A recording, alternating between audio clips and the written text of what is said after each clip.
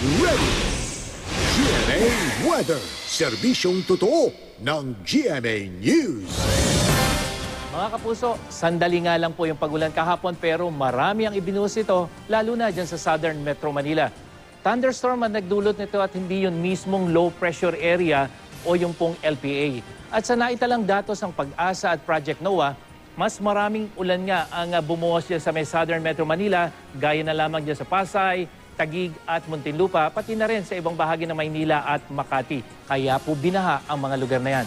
Ngayon, wala na yung LPA pero umiiral naman yung hanging habagat dyan sa may western sections of Luzon and Visayas. Bukas, asahan ng katamtamang ulan dyan sa rehiyon ng Mimaropa, samantalang mahihinang ulan naman ang maranasan sa northern at central Luzon. Pero sa linggo, katamtamang ulan naman ang maranasan, base po yan sa datos ng The Weather Company. At sa Metro Manila, sa hapon at gabi lang inaasahan ng mahinang ulan sa susunod na 2 araw.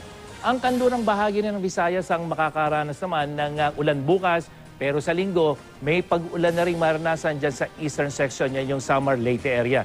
At sa Mindanao, eastern at northern sections ang makakaranas ng ulan at thunderstorm, lalo na po pagdating ng araw ng linggo.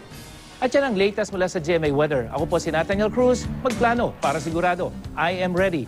Serbisyong totoo ng GMA News.